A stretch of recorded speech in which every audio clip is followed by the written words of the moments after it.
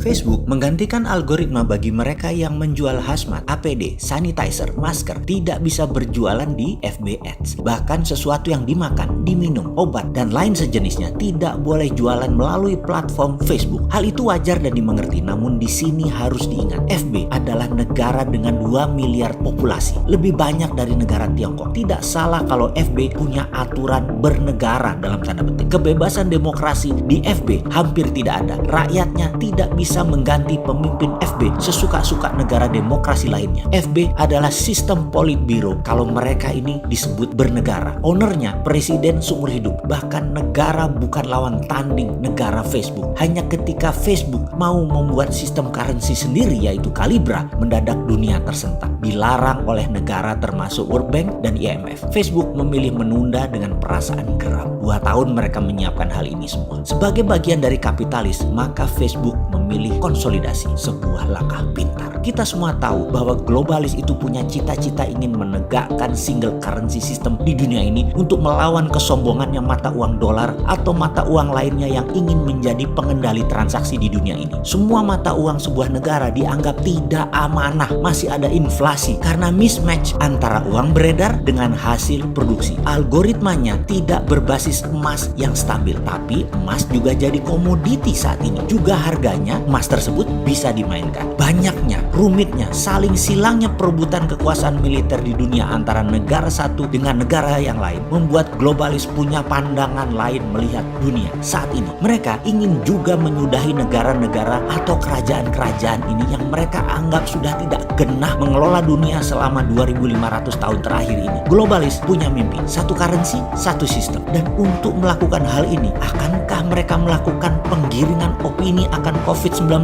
ini? Percayakah bahwa tanpa sosmed, Instagram, Twitter, WhatsApp, Facebook, dan lain sebagainya, pencitraan COVID akan berbeda efeknya pada saat ini? Apakah ini disengaja? Terlepas COVID ini direkayasa atau tidak direkayasa, namun cuitan dan propaganda saling silang di sosmed mempengaruhi 80% pemikiran pengambil keputusan bernegara dan bermasyarakat. COVID mematikan atau tidak, dunia kesehatan menambah 1 bahkan lebih item akan tindakan medis untuk penyakit efek COVID. Slowdown ekonomi dunia ini direkayasakah? Matinya dunia pariwisata, matinya dunia properti, matinya dunia kendaraan bermotor, juga matinya dunia transportasi udara saat ini. Tidak gampang merecovernya. Akan dibukanya PSBB hampir berbarengan di seluruh dunia, tetap membuat kalangan menengah atas enggan bergerak cepat. Kalangan menengah atas sangat aware dan waspada. Mereka kuat masih menunggu sampai akhir tahun pun mereka masih kuat. Sementara menengah atas di Indonesia mungkin hanya populasinya 20%. Namun 80% ekonomi Indonesia mereka yang memainkannya. Mereka masih kuda-kuda. Mereka masih penuh curiga. Setidaknya mereka memilih hati-hati. Tidak ujuk-ujuk, tidak sekonyong-konyong membanjiri mall, memberi Hermes, memberi Chanel, membeli Rolex. Enggak juga. Benar pasar ramai. Benar semua terlihat ramai. Namun daya beli dan transaksi di bawah di kelas C dan D tidak terlalu signifikan. Tidak seketika dibuka PSBB mendadak orang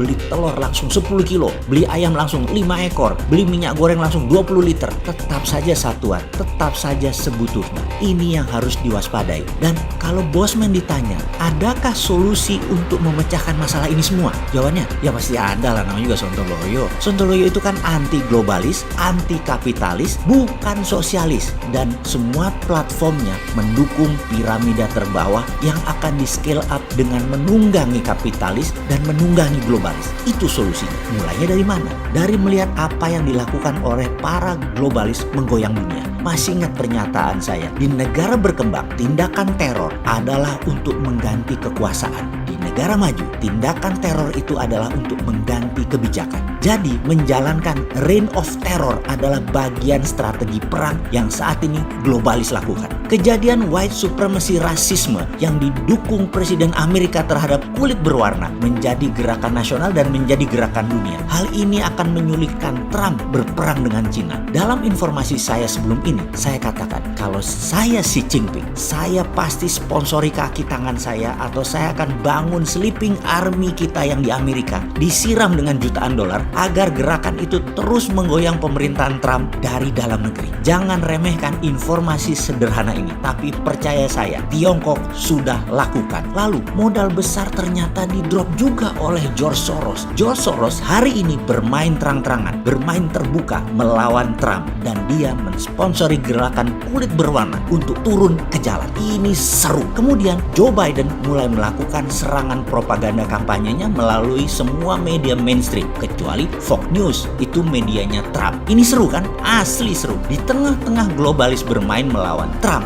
Facebook merambah kemana-mana, bahkan masuk ke Indonesia. Sahabat, sudah mulai paham peta kekuatannya. Sekali lagi, Indonesia bagaimana strateginya? Bagaimana jurus Garuda menunggangi naganya? Bagaimana jurus Garuda menerkam elang? Bagaimana jurus Garuda mencengkram globalis? Kita tunggu tanggal mainnya.